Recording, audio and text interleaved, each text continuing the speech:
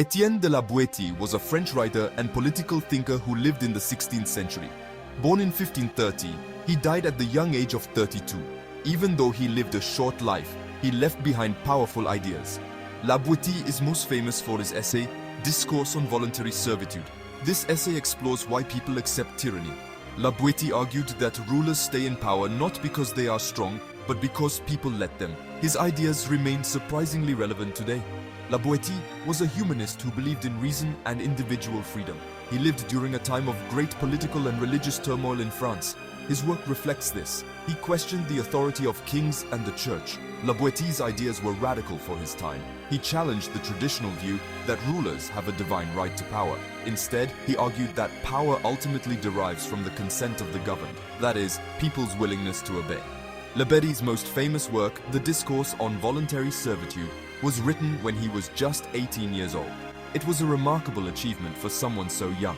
The essay circulated widely in manuscript form, but it wasn't published until after his death. In it, La Boétie argues that tyranny is only possible because people choose to obey. He wondered why people would willingly submit to a ruler who oppresses them. His answer was simple: habit and custom. La Boétie's ideas about power and obedience are still relevant today. They help us understand how systems of oppression persist, even in the 21st century. By understanding the dynamics of voluntary servitude, we can begin to challenge and dismantle them and create a truly free society.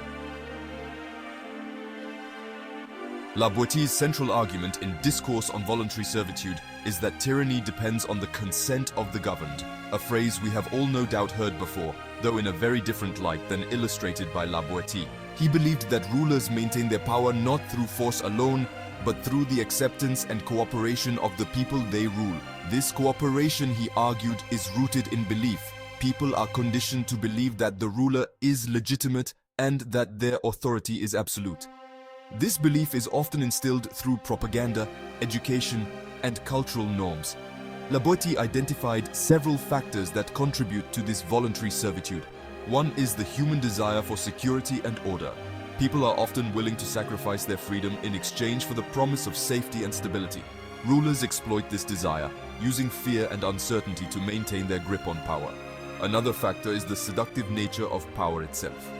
La Boétie observed that those who hold positions of authority often become intoxicated by their own power, and they surround themselves with sycophants and yes-men who reinforce their delusions of grandeur. This creates a feedback loop, where the ruler becomes increasingly isolated from reality and the ruled become increasingly accustomed to submission. La Boétie believed that the chains of tyranny are forged by the people themselves. Every act of obedience strengthens the grip of the oppressor. When people accept unjust laws, they become complicit in their own subjugation. Like an elephant tied to a stake, they learn to accept their confinement. The elephant remains a prisoner, not because of the rope, but because of its belief in powerlessness. People become so accustomed to their own oppression that they no longer question it. In his thought-provoking video, The Tiny Dot, Larken Rose, an American author and anarchist thinker, presents a compelling analogy that echoes La Boétie's ideas on voluntary servitude. Rose asks viewers to imagine a vast, empty whiteboard representing all the taxpayers within the so-called United States. Then he draws a tiny black dot on the board. This tiny dot, Rose explains, represents the US federal legislature and the armed forces of the IRS. They are minuscule compared to the vast potential power of the people they govern. Yet this tiny dot exerts an outsized influence on the lives of hundreds of millions. How is this possible? Rose argues that it is only possible because the people allow it to be so. They have been conditioned to believe that the tiny dot is all-powerful, that it has the authority to dictate their lives and control their destinies. Rose, like La Boétie centuries before him, argues that this belief in the power of the tiny dot is an illusion. It's an illusion carefully crafted and maintained through propaganda, indoctrination, and the constant threat of force. People are led to believe that they have a voice in government through elections, but Rose argues that this is merely a clever trick designed to give the illusion of choice while maintaining the status quo. He points to the fact that the same small group of wealthy and well-connected individuals tend to control both major political parties in the United States. ensuring that no matter who is elected, their interests are always served. The people are given the illusion of choice, while the real power remains firmly in the hands of the few. This creates a system of self-perpetuating oligarchy, where the same elite families and corporations maintain their grip on power generation after generation. The consequences of this voluntary servitude are far-reaching. When people believe they are powerless, they become apathetic. They disengage from the political process, allowing those in power to act with impunity. And they willingly obey. They perceive the state to have the right to command and rule them. This apathy creates a vicious cycle, where the powerful become more emboldened and the people become more disillusioned. This apathy has a corrosive effect on society. It erodes social cohesion and creates a climate of fear and suspicion. People become afraid to speak out against injustice, fearing retribution from those in power. This silence only serves to strengthen the grip of tyranny, allowing it to flourish unchecked. La Boétie believed that the only way to break the cycle of voluntary servitude is through what could be called a collective awakening of consciousness. People must recognize their own power and the illegitimacy of the ruler's authority. They must reject the lies and propaganda that have kept them enslaved for so long. La Boétie believed that the key to breaking the chains of tyranny lies in recognizing the power of non-cooperation. He argued that if people simply refused to cooperate with unjust laws and oppressive regimes, those in power would be powerless to enforce their will. He believed that true power resides not in armies or weapons, but in the collective will of the people. This idea of non-cooperation, of civil disobedience, has been echoed by countless revolutionaries and reformers throughout history. From Mahatma Gandhi's Satyagraha movement in India to Martin Luther King Jr. in the United States, and from thinkers like Henry David Thoreau. History is replete with examples of ordinary people achieving extraordinary change through the power of resistance.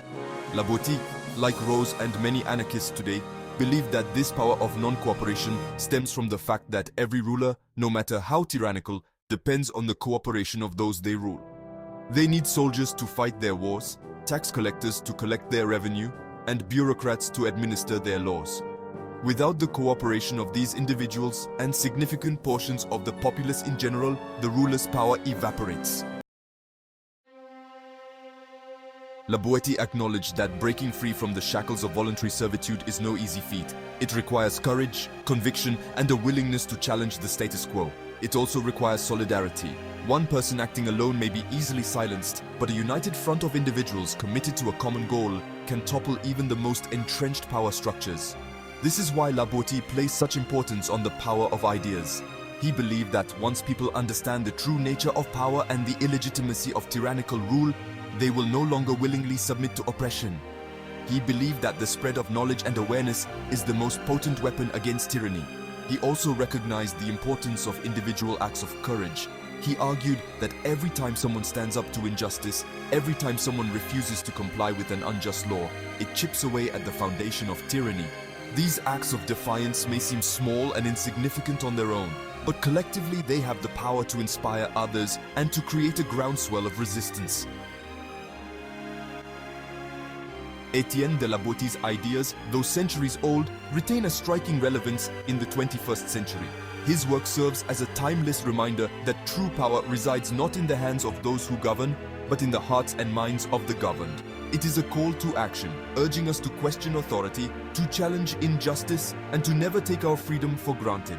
La Boétie's legacy lies in his enduring belief in the power of human agency. He reminds us that we are not passive subjects destined to be ruled, but active participants in shaping our own destiny. His work is a testament to the power of ideas to change the world and a timeless inspiration to all those who strive for a more just and equitable society. Thanks for watching.